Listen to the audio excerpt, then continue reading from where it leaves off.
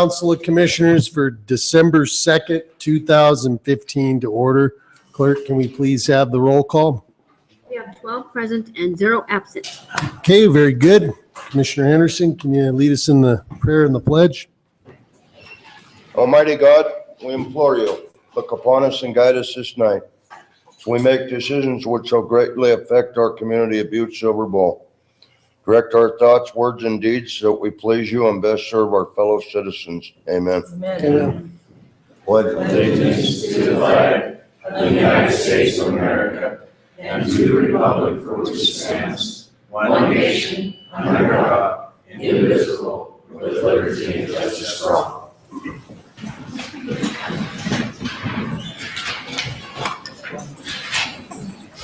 Now's the point for anyone who has public comment on an agenda item tonight.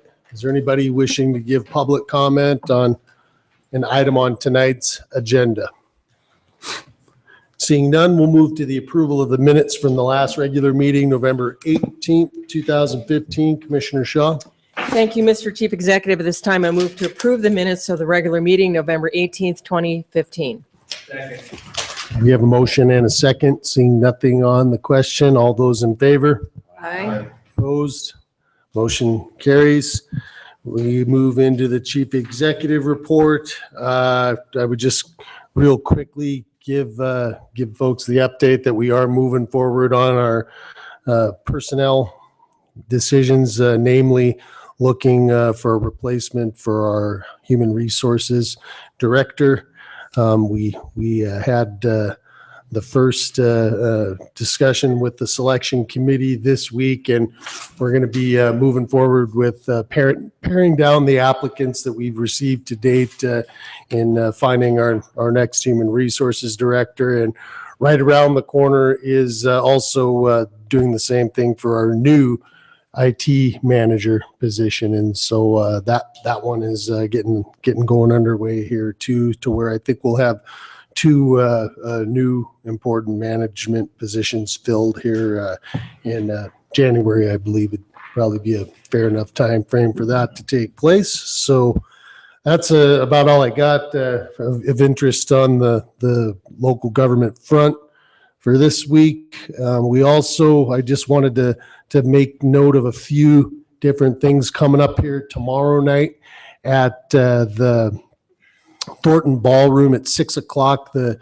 Butte Local Development Corporation is holding its annual dinner, and where they'll be recognizing a number of professionals, businesses, organizations, volunteers with its Butte Elevated Awards. I would just encourage folks with the new leadership at BLDC and supporting their endeavors by showing up for that event at 6 o'clock tomorrow night at the Thornton Ballroom. And then on Friday, we of course have the 25th annual Uptown Christmas Stroll, which is going to run from 5 till 9. The children's parade of lights that'll start here at the courthouse and go to the Corrette lot for the lighting of the Christmas tree. I'll say the Christmas tree structure since it's not really a tree. We'll be at leaving the front steps of the courthouse from 6:30, and so that'll be a great event. And I'm also told that Friday is Butte-Silver Bowl will have its first centenarian commissioner with Commissioner Henderson's birthday coming up. So why don't we all join in singing Commissioner Henderson his happy birthday. Happy birthday to you. Happy birthday to you. Happy birthday, dear Hendo. Happy birthday to you. Thank you. At this time, I think we should also apologize to the citizens listening to that. That's not true. Dennis is not 100, just for the record. He's just 39 for the several times. So, moving on, we move into section 1, bid opening, communication 15-504. JP Gallagher, Parks and Recreation Director, requesting council's authorization to hold a bid opening for the sports field lighting system for Miners Field at Copper Mountain Sports Park. County Attorney, Mr. Cox, can you confirm proof of publication? Mr. Chief Executive, members of council, there is proof of publication and it is proper and in order. Thank you very much, Mr. Gallagher. It appears that we have 2 sealed bids that came in today.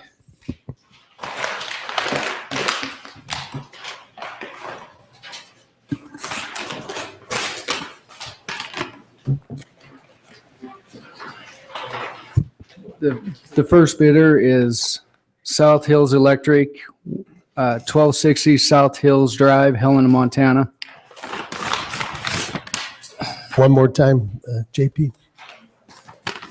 It is South Hills Electric, 1260 South Hills Drive, Helena, Montana. And yeah, it's for the, so. Okay. Mr. Cox, do we have a bid bond? I don't know where to look for, see if you look for proof of bond.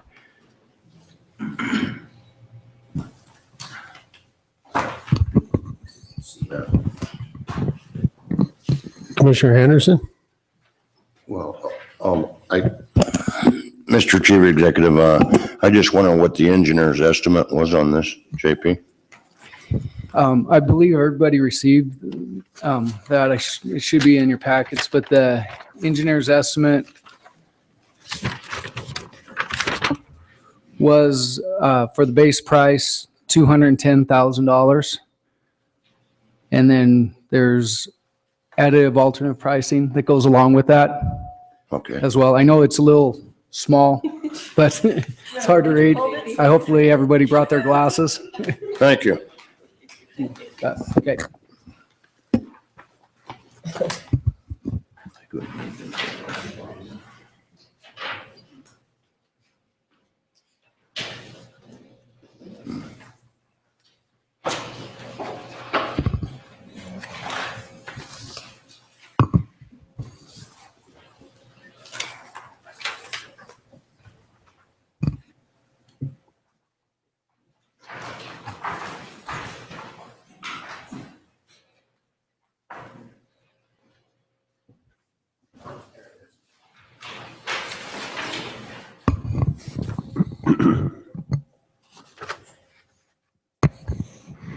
There is proof of bond and it appears appropriate in an amount of 10% of the bid amount. Thank you.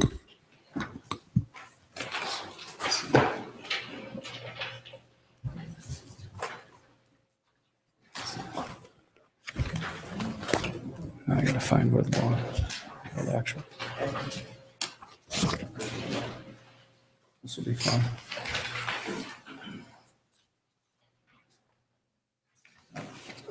New to this process, so bear with me as I try to find where. Find the citation. Let's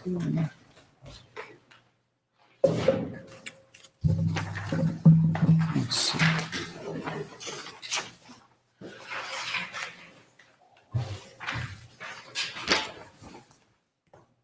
Is that it there? This might be it right here. All right. All right. It appears that the total for this bid is $400,559. $400,559. And the manufacturer is Musco Lighting. Okay.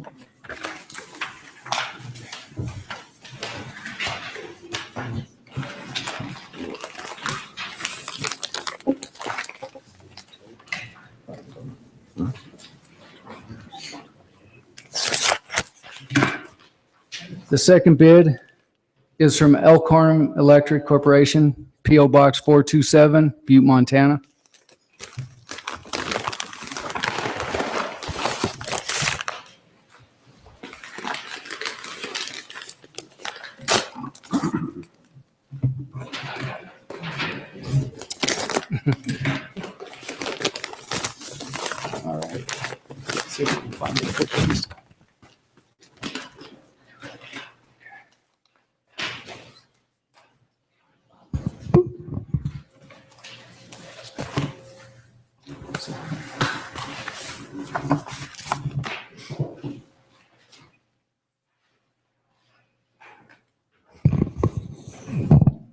Mr. Chief Executive, members of the council, there is a bid bond present in the amount of 10% and appears accurate and appropriate. Okay, thank you very much. Mr. Gallagher?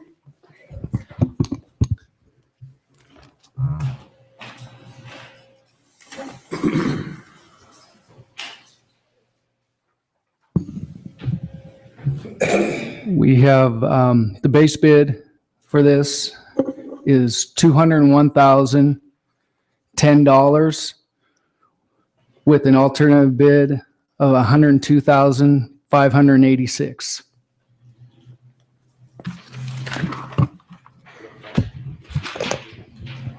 So $201,010 for the $10. base and $102,586 for the alternate. Correct. Okay. 303.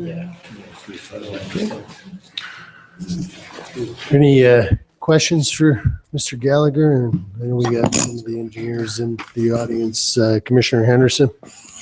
Mr. Chief Executive, I don't know, perhaps even the engineers might be able to answer why, again, two bids for something that's $400,000. I can't believe we only get two bids.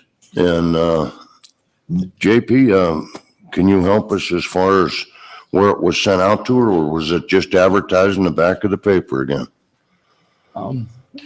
We did a big walkthrough. It was sent out numerous times. We also have who received the bid packages on here. It actually was advertised an extra week because of the holiday. And so to answer those questions, I do not know. You know, we're getting the word out. It is put out to everybody. I know that Pioneer did their best to get the word out for everything. And there were 15 bid packages going out. Now that includes, you know, the people that in government and everything here, but it was sent out to at least 9 other businesses that could have bid on this. Thank you. Pretty good. Commissioner Ralph? I did want to thank JP for all the information he included. I've never seen this much information on our bid sheets, and I appreciate it. I mean, there's even I like the little, the bid set list that you gave us with it looks like there's 1, 2, 3, 4, 5 of them. 5 of the bid sets went to our government itself, but there's 1, 2, 3, 4, 5, 6, 7 of them that went to associations that share with their members. I think you did a great job in getting the word out. Thank you. Okay. That was to do with Pioneer as well, helping that get out. Okay, good. Commissioner Fisher? Thank you, Mr. Chief Executive. JP, now am I correct in adding the 201-10 and the 102-586 to equal the bid that was submitted by South Hills?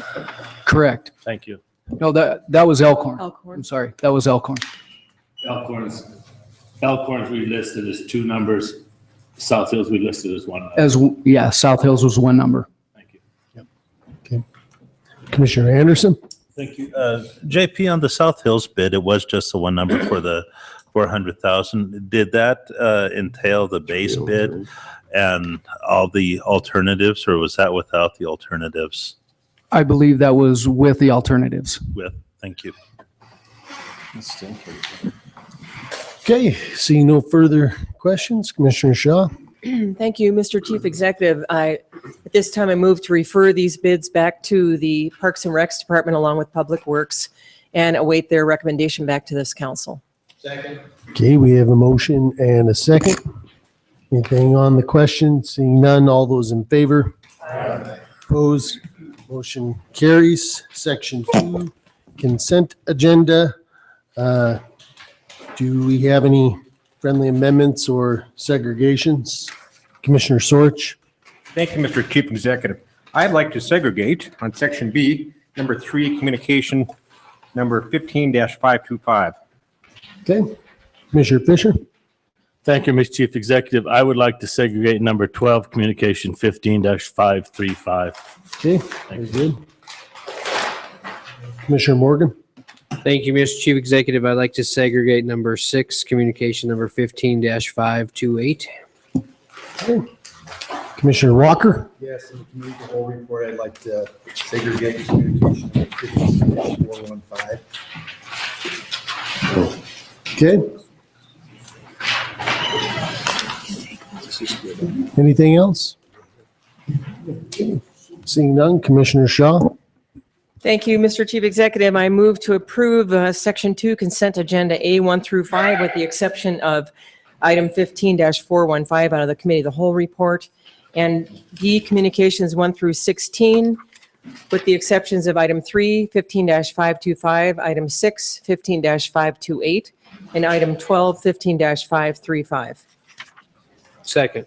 Okay, we have a motion and a second. Anything on the question? Seeing none, all those in favor? Opposed? Motion carries. We'll go in numerical order. So from the Committee of the Whole report, communication 15-415, Commissioner Walker. Thank you, Mr. Chief Executive. I would like to change the recommendation on that to, or actually, I'd like to make a motion to authorize the sale of lot 19 only to the Cobra cars and ask the county attorney to prepare a resolution to be introduced on December 16th, 2015. Second. Okay, we have a motion and a second to amend the recommendation to sell lot 19 only. Right. Okay, and a second. Anything on the question? Seeing none, all those in favor? Aye. Opposed? Motion carries. Section B, communication. How do you place that on my Oh, you want to place it on file? Okay. I thought we'd cross-reference it down the road, but place on, what's your pleasure? Okay, we're Okay. good. Okay. Communication 15-525, Kelly Anderson, Extension Agent, Butte-Silver Extension Office, requesting council's authorization for the chief executive to sign an agreement with Montana State University Extension Office. Commissioner Sorch. Thank you, Mr. Chief Executive. The reason I segregated this because I have asked Kelly Anderson, our extension agent, to be here, and she's on vacation, probably someplace warm, hopefully.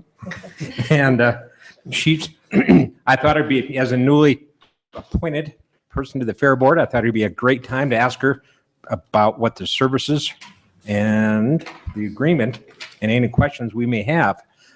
She's not going to be available until the 16th of December. So I'm asking that we hold this until the December 16th meeting. Make a motion, we hold this until the December 16th meeting. Okay, we have a motion to hold communication 15-525 until the next regular meeting on December 16th. Is there anything on the question? Seeing none. Oh, on the question, Commissioner Ralph. I have a question for Danette if she's got a, I think it's a great idea, but I just want to make sure that we're not going to end up shorting our funding if we hold it for another. Chief Executive Vincent, Commissioner Ralph, no, it's just an agreement that has to be signed. I'd prefer that they're signed actually in September. There was delay, not sure how that all fell out with the extension office, but I don't see any issues. There was no deadlines and no timelines on anything, any correspondence that I saw. I believe the deadline is the end of December, so we'll be within the. Yeah, and everything I had access to, it didn't have a deadlines. Okay, on the question, Commissioner Fisher. Thank you, Mr. Chief Executive. I noticed on that agreement that it states it's through July 15 to June 16, and we'll be into January 16 here soon. I mean, are we going back to July 15th on that? July 2015? I think. Or is that a misprint? Or I think it would be a good question to ask the MSU Extension and Kelly when they have their presentation on the 16th. Thank you. No further questions. All those in favor? Aye. Opposed? Motion carries. Communication 15-528, Linda Sager, Manager Butte-Silver Information Technology and Services, requesting council authorization to hold a bid opening December 9th, and the committee's recommendation to be placed on the January 6, 2016 agenda. Commissioner Morgan. Thank you, Mr. Chief Executive. The reason that I segregated this one was because I made the mistake of placing this communication on file, being that we're going to hold the bid opening next week and recommendations for January 6th. I need to hold this in the committee of the whole. So at this time, I'd make a motion that we schedule a bid opening on December 9th, 2015, and place the IT committee's recommendation on January 6th, 2016 agenda, and hold this communication in the committee of the whole. Okay, we have a motion and a second as stated. Seeing nothing on the question, all those in favor? Aye. Opposed? Motion carries. Communication 15-535, Karen Burns, Community Development Director, requesting council authorization for the chief executive to sign an agreement with Slutton Contracting regarding the Uptown Butte parking garage. Commissioner Fisher. Thank you, Mr. Chief Executive. The reason for segregation of this communication is that it's an awful large amount of money to just award a contract of this amount without having a competitive bid process. I realize it's not necessary to do that or not policy to do that, but it just kind of goes back to when we had the original, we weren't involved as commissioners at all when they had the private enterprise discussions about someone wanting to build the garage, and the committee or whoever made a decision that that probably wasn't a good idea for the community or the county of Butte-Silver.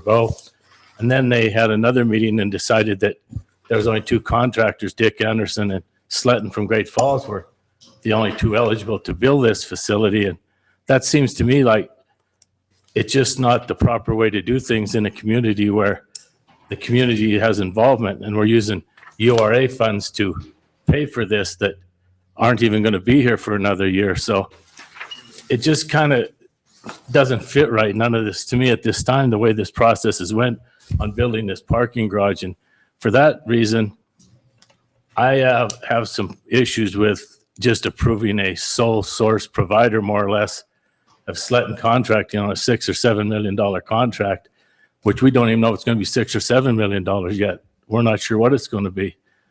And I, as a commissioner, and I don't know how many other commissioners, I don't know how much we actually know about what's taking place with this $6 or $7 million contract that's being quote unquote spooned over to Sletton Construction. And I'm sure they're a great firm and do a great job, but this just kind of don't set well with me and a lot of my constituents. And for that reason, I would ask that we deny communication 15-535. Well, that dies for lack of a second, and your concerns are duly noted, but it was actually works out well because Karen is here in the audience tonight, and she was going to actually give a kind of a report and overview of exactly how this process works, and duly noted that it's different from the process that started tonight's meeting with the bid opening process. That will be a component of this, and I guess I think it's probably just as well to turn things over to Karen Burns at this point. But I see Commissioner Purdue-Dolan raising her hand. I'm sorry, I would have seconded that. I wasn't fast enough, but I also wanted to make a comment that we had discussed this last week in the Judiciary Committee, and I voted nay with regard to this kind of funding because we're allowing the contractor to provide the maximum funding and allowing them to really dictate what is considered their maximum amount, and the idea that it may reduce overruns, but the bottom line for what I felt for the constituent and the taxpayer is that we, as Commissioner Fisher noted, we're basically out of the loop when it comes to the decision-making process in its entirety right at the get-go. If we do this right at the beginning, we are now out of the loop in its entirety, and the taxpayers are footing the bill, and Northwestern Energy, and I could be wrong, and this is where I think the taxpayers need to know how many spaces at the very end are we really going to be using day in and day out, or are Northwestern Energy going to be using, and do they really have any skin in the game? And that's, I guess, a good question for Karen to answer. Very good. And I mean, I'm not trying to downplay the questions and concerns, but this method of project delivery is used all over America. So it's new to us, and we're here in an education process. I mean, it's new to me, it's new to Karen, but it's something that is tried and true in communities across the state and across Montana and across the United States. So there's nothing nefarious going on here. I assure you that. Commissioner Fisher. Thank you, Mr. Chief Executive. And as a point of correction, I didn't make a motion at any time, so it didn't fail for lack of a second because I never made a motion at that time. Thank you. Okay, so if that wasn't a motion, then I guess let the record show that it didn't die because it wasn't a motion. So Commissioner Anderson? Just on the way this contract was did with allowing the two people to bid on it, last year, a little bit over a year ago, we had a discussion and an ordinance that we put forward on best value contracting. So as where we'd select certain contractors and invite them because they met certain criteria before we had a process like this. And what the whole point of that was to keep it at a level playing field. So you didn't have somebody who didn't know what they were doing and completely unqualified bidding on a project like this. So that's why you see something like this happening. It's no one being nefarious or anything. It's just trying to put together the best group of people who have that. There was a whole list of criteria you had to have, and you had to meet all those criteria to be invited to bid on it. And so I think that's what Karen's going to talk about, but I think it's a very good idea, and I think it's a wonderful idea to save the taxpayers a tremendous amount of money in cost overruns and having to rebuild things and everything else. That's the reason why we did it in the first place. Thanks, Commissioner Fisher. Once again, thank you, Mr. Chief Executive. I guess more or less in response to Mr. Anderson's comment, I think if you put up a bid bond of $600,000 or $700,000, you'd think you'd be qualified to do a job like that. Other than that, it isn't so much that the two contractors in the format that we're using. The format is the Council of Commissioners, the legislative body of this community, have had very little involvement in this major project. From the time that we traded the building to Northwestern and got the new building built, that's about where our involvement kind of ended in this parking garage thing. And, you know, the private enterprise thing kind of went through and we never got questioned about it, or never heard much about it. And then this comes along and instead of, slowly feeding us a spoonful at a time, all of a sudden it's getting kind of pushed on. It's kind of heavy, and it just kind of don't set with me and my constituents. And that's the reason that I'm segregated this communication. Thank you. Thank you once again, Commissioner Fisher. Karen? Yeah, thank you, Mr. Chief Executive, members of council. I want to start out by saying a couple of things. First off, this project to build a parking garage in Uptown Butte is for the public of Butte-Silver. The funding source for us to build this project is through tax increment financing, which was established under the URA. And the URA is governed by a board of directors that meets monthly, that holds public meetings. And that board of directors does have the power through state law to enter into and administer contracts on its own behalf.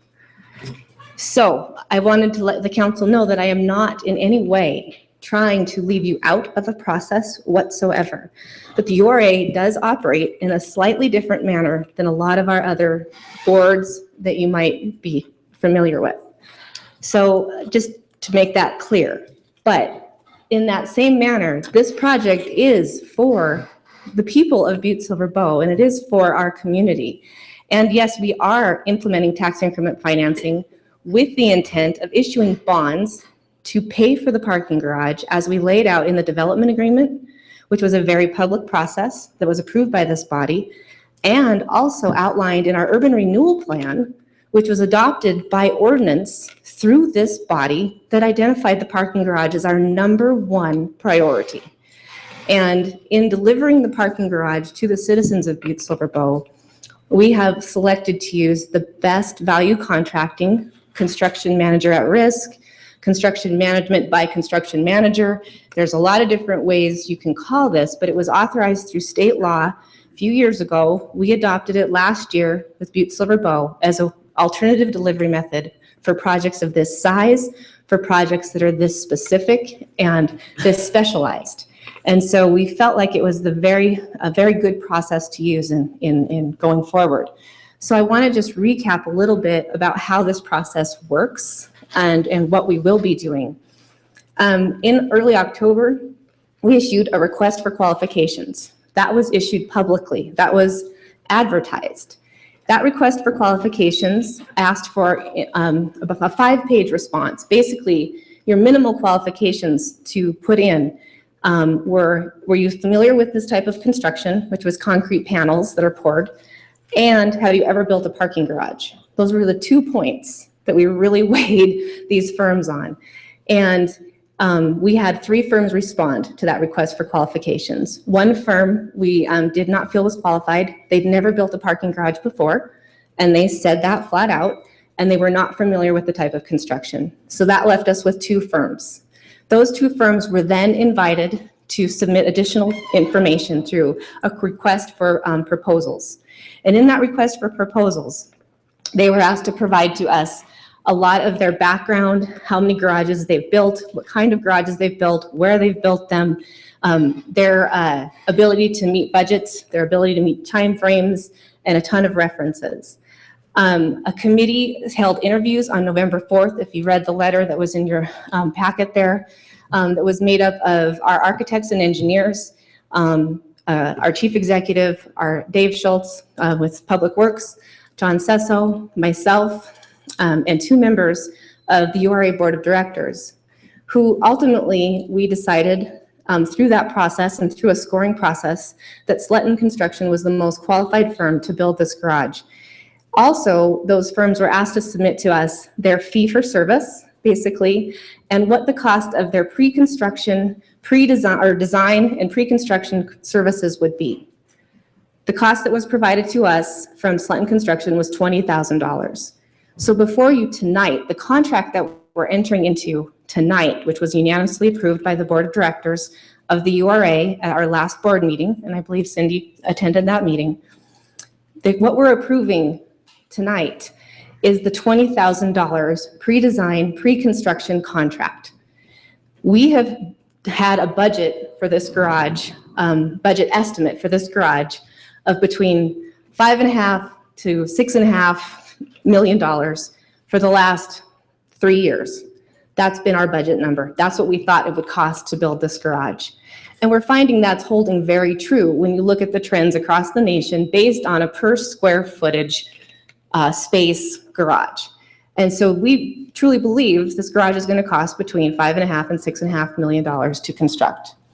And throughout this process, if you look at the sample agreement, and I do have a final agreement in my hands tonight, it talks about the process that we will go through with Sletton Construction.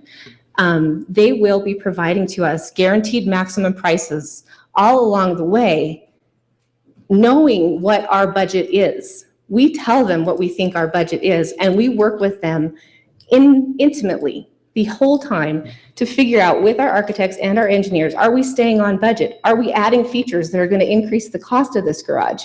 Are we going to run into problems that may blow it out of proportion. And that's why you work together from the very beginning to make sure that that doesn't happen and that we're getting the best value for our community and for the public. And so that's the process that we're following. And so all along the way, we're going to be getting these guaranteed prices with our consultants together, all holding hands. And then there is a procurement process where bids will be asked for, will be noticed to all local firms that they have a chance to bid to do work on this garage. Sletton Construction acts as the construction manager for this project on our behalf because they know how to build a parking garage. And so that's what we're getting into, and that is the process. So I hope I was clear enough about that. If you have any questions, I'd be happy to answer them. But the other question I'd like to answer was Commissioner Dolan's question, which is the amount of spaces that we're going to be left with for the public. All of them. We're shooting for 250 spaces. Right now, our latest designs have 247. Every single one of them is available to the public. Northwestern Energy is highly interested in encouraging their employees to use those spaces.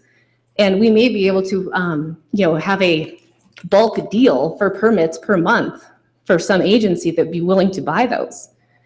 But the revenue from the garage, from selling permits and spaces in the garage, will go towards the operation and maintenance of the garage. That's how this is planned to work. Okay, very good. Thank you. Commissioner Morgan? Thank you, Mr. Chief Executive. Karen, just to follow up on that, I thought during the initial discussion with Northwestern that there was a certain number of like 190 spots that they were leasing. Mr. Chief Executive, Commissioner Morgan, members of the council, during our initial discussions with Northwestern, we talked about a lot of different options and a lot of different things. And, they would be probably more than happy to enter into, I would say, 100 space lease with us, agreement to lease 100 spaces. We really don't want them to do that. If we plan on bonding for this garage, and we do, and we plan on getting the best bonding deal that we can, tax-free bonds are really great interest rate, we have to keep it completely public. So any sort of signed lease agreement or things like that changes the color according to our bond counsel. And so we have to be very careful. Follow up. Thank you, Mr. Chief Executive. And just another follow-up question. I'm not questioning the procedure at all. The only thing that I'm questioning is the communication before us is asking us to sign an agreement with Sletton Contracting regarding the Uptown Parking Garage. Mm-hmm. And the attachment is a sample agreement. And everybody here knows I love reading contracts and I hate approving contracts that I can't see and touch and feel. Right. So I'm wondering, when is this contract going to be finalized? I mean, I would feel better approving a contract that I can read.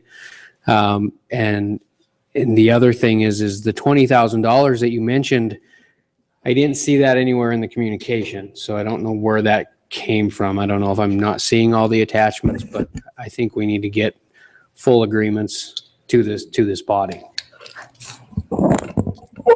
Yeah. Not sure if there was a question. I'm sorry. Okay. Commissioner Henderson? Mr. Chief Executive, Karen, I was kind of under the understanding we were going to lease or rent out at least half for the Montana Power, and you said it's open to the public, all 247 spots. I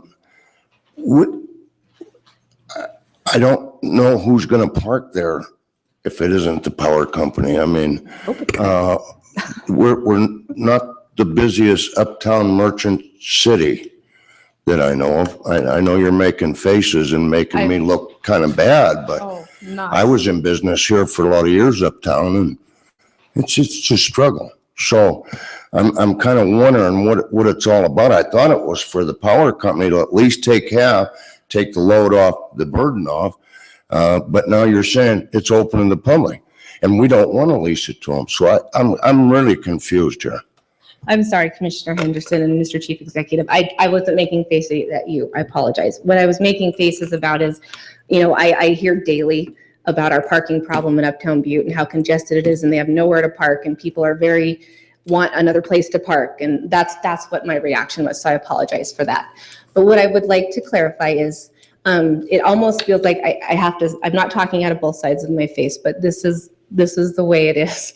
Montana Power or Northwestern Energy, they would love to have their employees park in this parking garage and make it worth their while to park in the parking garage. And so would we, because we don't want them to park on the street and take up spaces that people need to use for commerce in Uptown Butte. What I'm saying is, we cannot sign a lease agreement with them to have 150 spaces in our garage. What I can tell you is we will offer to them a bulk permit rate that we would offer to anyone else in the public to encourage their employees to buy a permit to park in our garage. Possibly Northwestern Energy will purchase a number of permits to give to their employees to park in our garage. But it will not be this whole floor designated Northwestern Energy signed and, that sort of arrangement. So I hope that clarifies it a little bit.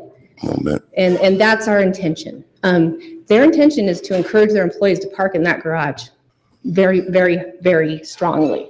Follow up. Oh, follow up.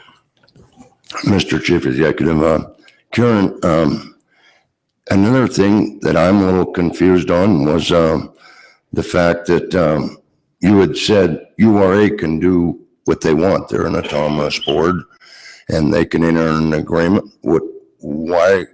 We have so many of these that autonomous boards, the airport and several others, that is kind of confusing what we're here for. When you bring things up to us, I mean, it's for discussion, but like you said, if they want to enter the agreement, they can enter the agreement. So I'm kind of confused what a commissioner's job is if it isn't to check out on this thing. So I'm really lost on it. Thank you, Commissioner Henderson, Mr. Chief Executive, members of council. On projects of this size and this magnitude that do affect our whole county and city, I do feel like it's important for you to have a role in this and a say in talking about this and this very thing that we're doing right now, and have questions answered about this process. And this is a new process. This is very new. And I apologize that you felt like you've been a little bit left out of this process from the beginning. It is something we've talked about for a really long time. But we also, on projects of this size and magnitude, we did the same thing with our vaulted sidewalk contract that we entered into with Territorial Landworks and Walsh Construction over 4 years. We had 4 phases. Each one of those contracts I did bring before this body to have the chief executive sign also, because they are such large projects and they do affect our entire city county. And so I do feel it's important to have that amount of scrutiny on the process and the contract. I was just clarifying a point that this has been going on at public meetings with a URA board of directors that is authorized to make these sort of decisions. And this has been happening every month at the URA board meetings. So it has been out there quite a bit. One more follow-up. Last follow-up. Mr. Chief Executive, Karen, I'll hold up for a little bit. Okay, Commissioner Purdue Dolan. Thank you, Mr. Chief Executive. Thank you, Karen. This is all good information and good for the taxpayers who are ultimately paying this bill. But can you answer the question as to why I liked the information about who was on this committee for this best value contracting? Can you answer the question as to why no members of the committee or no one from the Council of Commissioners was appointed to this committee? It seems to me that any one of the 12 could have been a good person to be on the committee to follow up and to be a liaison for the legislative branch of government, just to listen and to know what's going on, to funnel back information. Can you answer that question? Thanks. I'm not sure that I can, sorry. Follow-up? Follow? Why is that? I don't know why one of you wasn't asked to be on the committee. I'm answering directly. I'm sorry. Commissioner Dolan, Mr. Chief Executive, members of council. The committee was formed. The interviews were held. This is the first time we've done this process. Possibly on the next time we use the construction manager process, we would invite a commissioner to be a part of that, especially when it's for a different project that's not, a URA-driven project. But it's a learning experience. I think that if we do interviews and selection again, it will be project-specific to where that project lies, those kinds of things. I guess that is the best way I can answer that. Okay.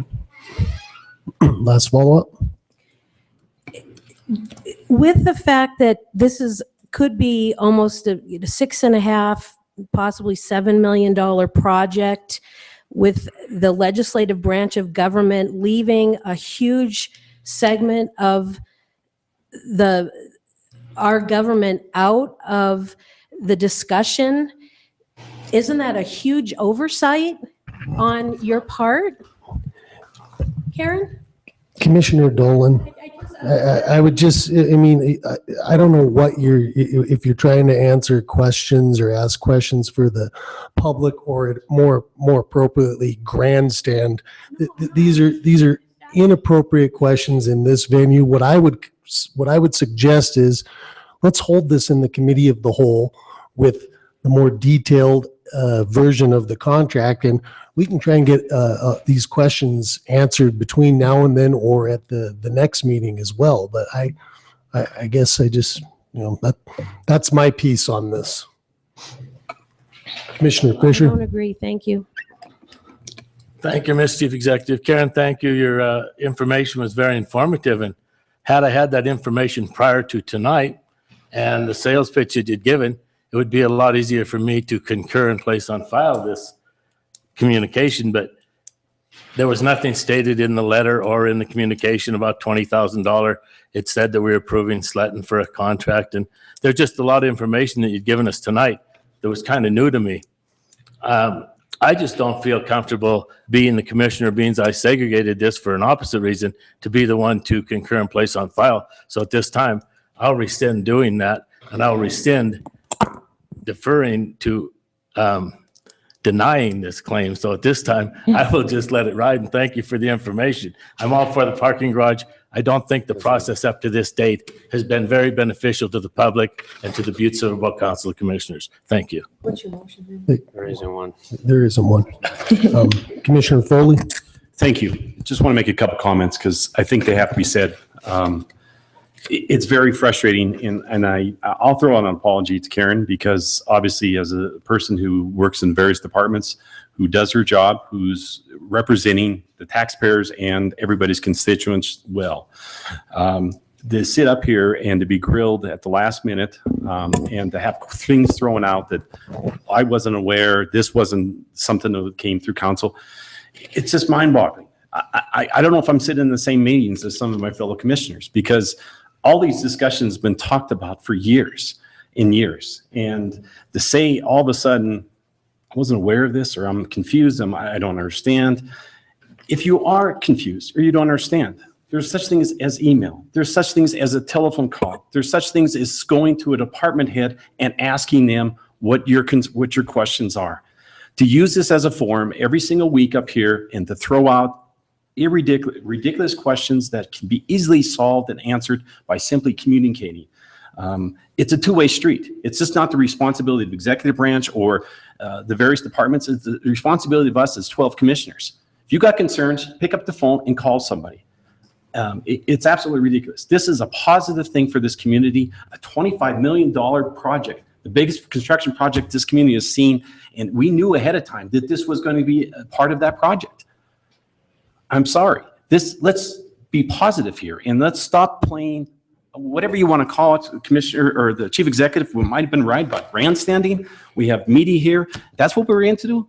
This is ridiculous. We're here to move this community forward, and that's what we need to do. And stop playing the games. Commissioner Morgan?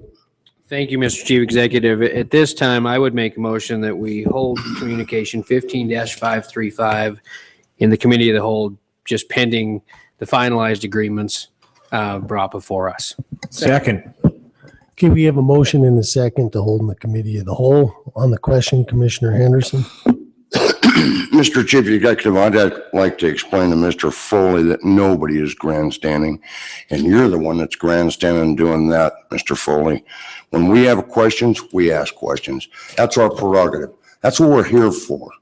So we're not grandstanding, but you do that all the time, and I think you should put an end to it. Little decorum, folks. We have a motion and a second. All those in favor? All right. Opposed? Motion carries. Section 3, communications to be read and acted upon. Communication 15-522, Mr. Scott Marsh, Fire Warden with Beaverhead County, requesting discussion with council regarding the creation of a fire district in the area around Wise River, Montana. Mr. Marsh.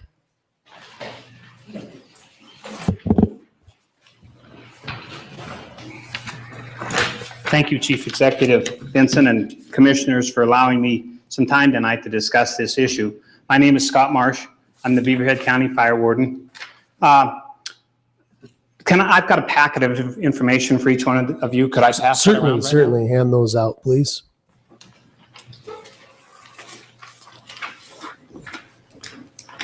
I'll start out with the current situation in the Wise River area.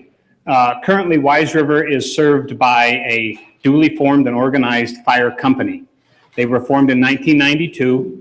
They're a 501c3 tax-exempt entity, and they run their fire department in that area on donations and fundraisers. The biggest difference between a fire district and a fire company is a fire company has no taxing authority. So the only way they have to make money is by donations, which they send a letter out every couple of years and ask them for donations. They have, if any of you have attended the Crazy Coyote Players every year up there, which is a fundraiser for both the fire department and the school. Throughout the year, they hold some other fundraisers. But anyway, as many of you may be aware, fire departments are expensive to run. And the donations are just not keeping up with the outgo anymore. A couple years ago, there was a law passed where any fire department that uses DNRC vehicles, and Wise River has a DNRC truck, has to carry workers' compensation on all of their volunteers. That runs the district about $2,500 a year itself. So right now, they're spending around $12,000 a year on bare bones. That's on utilities, vehicle insurance, workers' comp insurance, things like that. They have no money to buy new turnout gear, replace a pump on a truck if it goes out, send people to training. So there's been a grassroots effort to form a fire district up there. I brought with me Linda Piercy tonight. Linda is a resident of the Wise River area. Many of you may know her. She used to work here in Butte. And she's one of the big spearheads in the Wise River area to create this fire district. She was also the person that probably single-handedly got more signatures on the petition than anyone else. She has spent a good deal of time the last 6 or 8 months going around trying to get signatures on the petition, explaining to people how it works. So what I've included in this packet that you've all been handed, starting at the back, is a map of the area in Silver Bow County that would be included in the proposed fire district. We held 3 public meetings in Wise River to get input from the people in the Wise River area about the size of the fire district that they would want to see created up there. And on the Silver Bow side, it includes Jerry Creek. On the easterly end, it goes down to about what's it called, Green Trees or Green Meadow Fishing Access just below Dewey, where Stearns have that trailer on the Big Hole River there. Greenwood Flats. Greenwood Flats, excuse me, yeah. And then it goes up to almost the Silver Bow County line between Silver Bow and Deer Lodge on the northwesterly side. This fire district will only include private property. It will not include any forest or BLM lands. There's a real concern with the budget cuts on the forest and BLM that if you include forest and BLM lands in a fire district, that down the road someday they may say, if there's a fire on those lands, it's your fire district, you pay for it. And there's just no way that a fire district can pay the kind of money that the Forest Service pays out right now. So anyway, that map is showing the area that is in Silver Bow County. And then I also included all of the MCAs that pertain to forming a fire district. And the reason that I'm here tonight, just as a discussion and not an action item, is that I wanted to visit with you folks about what they're doing. And then one of the MCAs says that once I present the petition to the Board of Commissioners, that you have 10 days to set a hearing date. And I want to make sure that all 3 counties that are included in this have the same opportunity to set that hearing date. So anyway, starting with Montana Code Annotated 733-2101, says the Board of County Commissioners is authorized to establish fire districts in any unincorporated territory or subject to Section 2, and unincorporated third-class city or town. Upon presentation of a petition in writing signed by owners of 40% or more of the real property in the proposed district and owners of property representing 40% or more of the taxable value of property in the proposed district. I included the first sheet, the first spreadsheet has all of the 3 counties, Silver Bow, Deer Lodge, and Beaverhead, the number of acres, the taxable value. This is all based on the 2014 taxable values. That's what we had when we started the petition. But it's changed very little with the reevaluation in the 2015. So as you can see in Silver Bow County, there's a total of 4,249.206 acres of private land included in the boundary. If 40% of that would equal 1,699.68 acres. And the petition signatures account for 2,585.89 acres, or 60.86% of the land. So almost 50% more than we needed to get the petition to the commissioners. There's a total acreage of 11.41% of the total acres of the fire district in Silver Bow County. And then if you look down below in the total taxable values, for Silver Bow County, the taxable value was $107,408, which 40% equals $42,963.20, and the petition signed was $66,902, which represents 62.29% again. So again, over 50% more than what we needed to get the petition to the commissioners. So. And if you look there, all of the counties are the same way. We're well in the 60% on both the acres and the taxable value.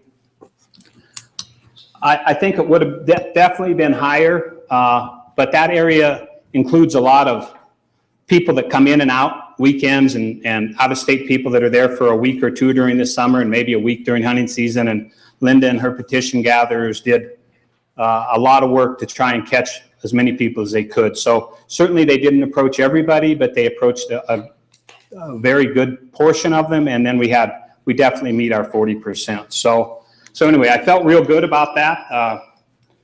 And this is what a lot of the reason I came tonight was 733-2102, notice of the hearing. The board shall, within 10 days after the receipt of the petition, give notice of a hearing at least 10 days prior to the hearing. Because this fire district includes 3 counties, 3 separate sets of commissioners, I met with the Beaverhead County Commissioners last week and discussed this. I'm meeting next Tuesday with the Anaconda Deer Lodge Commissioners to discuss this. The Beaverhead County Commissioners suggested that maybe we could have a joint meeting in Wise River with the 3 sets of commissioners there, so that the people in the Wise River area don't have to drive 3 different directions to attend 3 different meetings. So that was one of the reasons that I wanted to come and discuss that tonight, was to see if you people would be receptive to having that. It'll probably be sometime, probably the earliest end of January, something like that. Certainly don't want to do anything through the holidays. There's just too much going on. Let everybody get settled down. But we can work on the details of the date of the meeting later if that would be agreeable to all the commissioners. And like I say, I'm meeting with Anaconda Deer Lodge next Tuesday to find out. So I guess that's really about all I have. Hopefully there'll be some questions. And I'll certainly try to answer them the best I can. So, Mr. Marsh, I thank you for providing all of this information, and everything you say sounds reasonable. I guess I would open it for questions from the commissioners at this point. Commissioner Ralph. Thank you. You did provide us with quite a bit of information, and I appreciate the MCA. Saved me a lot of time looking things up. Who verifies the percentages, the petition owners? Chief Executive Vincent, Commissioner Ralph. The clerk recorder will do that, and I will present that petition to each of the 3 counties after I have my meeting next week with Anaconda Deer Lodge. I feel real confident, but it does have to be done. Yeah. Follow up. I also had a question for our county attorney, our stand-in. Do you see any problems with us doing a joint meeting in Wise River as a quorum of council? Chief Deputy Cox. Chief Executive Vincent, Commissioner Ralph, I don't foresee any particular provisions or problems with it as long as the public notice requirements are sufficiently satisfied. Okay. Very good. Mr. Marsh? If I may, I did include the MCA that talks about notification also, and our county attorney was at our meeting with our commissioners, and it does provide that you can either do it by mail, notification by mail, or by publication. And our county commissioners seem to think that publication would be sufficient. So that's kind of the way we're leaning anyway. Okay, good enough. Commissioner Morgan. Thank you, Mr. Chief Executive. I guess a couple of questions that I'm just trying to formulate in my head. Right now, the Wise River area on the Silver Bow side is protected by the paid career department as well as volunteers. So if this were to go through, your funding source or part of your funding source would be the Butte-Silver Bow tax money going to your fire district. And then from there, it would be your guys' responsibility to provide protection. Now, are you going to do mutual aid agreements with the city of Butte to still respond the career and the volunteers, or how do you work through that issue? Chief Executive Vincent, Commissioner Morgan. That will be once the fire district is established, that will be a duty of the trustees that will be appointed. But Montana has what's called the Montana Mutual Aid, where there's automatic mutual aid between cities. So you don't necessarily have to have an agreement in place to provide mutual aid, but it's a very good idea too. I can tell you that in 1979, when we had a jet crash in Dillon, Butte was down there right away. 10 or 12 years ago when Whitehall had the large fire in downtown Whitehall, Twin Bridges showed up, Dillon showed up, Butte showed up. So we do have that Montana Mutual Aid between all the fire districts in the state. Follow up? One follow-up question with that. With a budget of $20,000, you're obviously not going to have paid staff because you wouldn't be able to fund that. So how are you going to express to the people of that district that if they call 911, they're going to get a fire department? Right now, I'm on a fire advisory board with a few other commissioners, and in some of the departments, we're seeing a lower number of volunteers responding to fires, and so it's kind of an issue. So how do you reassure those people that you guys are going to be there to put out a fire? I guess that's my major concern. Commissioner Morgan, I wish there was a great answer to that. I was a Dillon volunteer fireman for 20 years. I was a fire chief for 4 years. I've been involved in the fire service for 27 years, and there is no answer to that. I mean, you cannot guarantee, these are volunteers. You cannot guarantee that there will be enough guys at any one place at one time to do what needs to be done.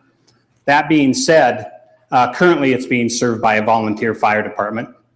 That really won't change. The basic concept isn't going to change. What's changing is that they're going to have enough money to replace a pump in their truck if it goes down, or buy turnouts, those kind of things. I wish there was a guarantee. Everybody expects when they pick up the phone and dial 911 that people are going to show up. I think what a fire district does is it spreads the cost of that fire district, fire department, including ambulance service, over everyone rather than a few paying for it through donations, the same people year after year after year. Like I say, it's expensive. Like an old chief told me the other day, it's expensive to send a red blinky light to a fire. So you need that funding source, and hopefully with that funding source will also come training opportunities. I think that's what lacks a lot of times is when you do have a lack of volunteers is because they never do anything. And with the funding source, we have great training opportunities in the state of Montana. Every year, Dillon sends volunteers to the Cody Fire School in Cody, Wyoming. There's a tremendous driving school in Lewistown that they send people to. All that's expensive. So if you can get the interest built back up, and that interest takes money, unfortunately, that's my best way of. Sure. Follow up. One last quick follow-up, and correct me if I'm wrong, though. Right now, my family, we have a spot in Silver Bow County, and it's in this area. If I'm at the cabin and I call 911, I'm going to get Butte's dispatch, and I know the career department is coming. I know that for a fact because they're responding to that. So that's my only concern is I don't want to take that part away. I don't want to not have the career guys coming or volunteers from Butte. Just an issue that I think we need to talk about. Chief Executive Vincent, Commissioner Morgan, just to let you know, Jeff Miller. Jesus, excuse me, and I've known Jeff a long time. We talked about this from the beginning. In fact, he and I talked yesterday about this. He thinks it's a wonderful idea. He supports it 100%. One of the issues, and that it's something that needs to be worked out. And anytime you have a proposal like this, especially in 3 different counties. In fact, I was on a conference call yesterday with a group that I'm on, the fire wardens and fire chiefs around the state, and one of the guys from the DNRC said, man, he said, I know of a fire district, several fire districts in 2 counties. He said, this will be the first in 3 counties. He said, good luck dealing with 3. But, I've talked to Southern Montana Telephone, who services that area with telephone service. They can very, very easily have that go to Dillon, have that 911 call go to Dillon, and then Dillon could mutual aid a call to Butte, or it can go to both places. So I don't believe that's a problem. Got you. Commissioner Sorge, and then Thank you, Mr. Chief Executive. I guess my question is, have you visited with Melrose, and what's their take? Are you going to be into their territory also? Commissioner Vincent, Commissioner Sorge, excuse me, or Chief Executive. I have not visited with them about this specific item. We're not going to be into their territory. In fact, hopefully when this gets done, what we're going to do is the same exact thing at Melrose, because there's a large area right behind Melrose in Beaverhead County that is not in anybody's fire district, but Melrose always responds to it. So no, to answer your question, I have not visited with Melrose, but I don't believe they're going to be upset if we take a lot of that unprotected area away. Thank you. I'm glad you brought that up, because I know we currently foot the lion's share, if not the entire bill of supporting the Melrose Fire District, knowing that at least half the fires that are responded to by them are in Beaverhead and even Madison County. And so if this works well as far as divvying it up, so to speak, on the formation of the Wise River District, I think I'm guessing Commissioner Palmer, who covers that district, would be very interested, as would our other fire advisory folks, in seeing what folks think and sharing that cost on the Melrose district as well. If I may, Chief Executive, that's exactly right. With the 3 counties meeting there is a lot like that Wise River area, and that the Madison County side is a tough area for Twin Bridges to get to. So Dillon always mutual aids anything on the interstate or up to Melrose, knowing that Melrose always mutual aids into Beaverhead County. As the county fire warden, any area that is not in a district is my responsibility. I am the Beaverhead County Fire Department. So I appreciate any help that Melrose and Silver Bow County can provide us in that area, that's for sure. Very good. Commissioner Palmer? Thank you, Mr. Chief Executive. Mr. Marsh, so I imagine this is going to be like an SID would be set up in each county and to collect the taxes. So is that the way, well, let's just presume that's the way it's going to go. It would be an SID and you get 40% of the signatures needed in each county. Suppose Silver Bow County, you get the 40% or 50% and they okay it. Beaverhead County does not. What would happen then? Chief Executive Vincent, Commissioner Palmer, it would die because the way the budget is set up, the people were very adamant when we had these meetings in Wise River that they didn't want to set the budget too high every year, and they felt the one thing that would kill this district is to have too much of a tax increase. So the way we set it fairly low, I feel. But the way Beaverhead County envisions this working is the same way it works right now for the refuge district in that area. Right now, there is taxes collected in Anaconda, Deer Lodge, Butte-Silver Bow, and Beaverhead County for the refuge that we supply. It's collected in each county. It's funneled to Beaverhead County and then put into the refuge districts. And Beaverhead County also has a joint school district with Anaconda, Deer Lodge in the same area that the Deer Lodge portion of this fire district will entail, and they collect the taxes. Deer Lodge County collects the taxes, sends it to Beaverhead County Treasurer every year, and then it's deposited into that school district. So we envision it working the same way as those other two. Commissioner Foley? Thank you. Thank you for making the presentation. I did talk to Chief Miller today about this, and as you're correct, he is supportive of this. He thought in terms of response, it's an ideal thing. He also asked me to forward, this information to our fire advisory committee, which meets next week. So we'll discuss it and look at it as well. And as Commissioner Morgan said, that the idea of response, that's an issue that ironically we're trying to work through as far as urban and rural response and trying to make it most efficient, which is not real easy, as you said, working with various different departments. But we'll take a look at it, and thank you. Thank you. Thank you for coming. Thank you. Thank you. I appreciate the time very much. One more question. Is that okay? Yeah.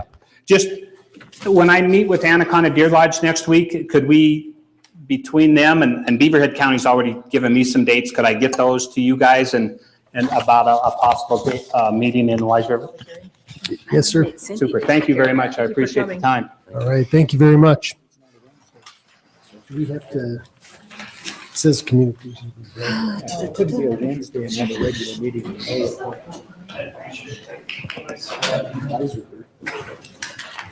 You can just place it on file. It's just Okay, Commissioner Shaw?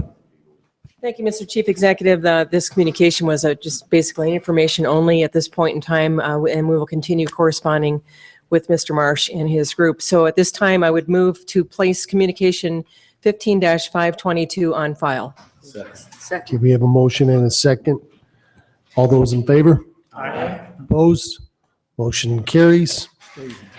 Section 4, take note of the resolution referred to judiciary. Section 5, ordinances, second reading. Number 1, clerk, can you please read the title? Council Bill number 15-18, ordinance number 15-18, an ordinance amending ordinance number 53 and 325, also known as the zoning ordinance in Title 17 of the Butte-Silver Bow Municipal Code, which section adopted the zoning regulations of Butte-Silver Bow, State of Montana, amending Chapter 17.10 entitled R1 One Family Residence Zone, specifically amending Section 17.10.020 and providing for an effective date herein. Thank you. Commissioner Shaw? I move to place Council Bill number 15-18, ordinance number 15-18 on second reading and passed, having been deemed fully read at length. Second. Okay, we have a motion and a second. Nothing on the question. This is a roll call vote, so please cast your votes. All votes in. Clerk, can you please record? 12 yay and 0 nay. Okay, it passes. Section 6, ordinances and resolutions for final reading. Clerk, can you please read the title? Resolution number 15-46, resolution of intention to issue tax increment urban renewal revenue bonds, Butte Uptown Urban Renewal District, Series 2016. Okay, thank you. Commissioner Shaw. I move to place Council Resolution 15-46 on final reading and passed, having been deemed fully read at length. Second. Okay, we have a motion and a second. Is there anything on the question? Seeing none, please cast your votes. All votes in. Clerk, can you please record? 9 yea and 3 nay. Okay, motion passes. Now would be the time. Is there any public comment for any matter that was not on this evening's agenda? Any non-agenda items for public comment? None. We move to the calendar of other meetings and events. Does anyone have anything to add or note? Commissioner Purdue-Dolan? Thank you, Mr. Chief Executive. I would just say that I would just like to keep in our prayers all the folks in California and everything going on in San Bernardino, and wish everyone well and all of the folks and officers there. Okay, thank you. Motion to adjourn. I move to adjourn. All those in favor? Opposed? Meeting adjourned.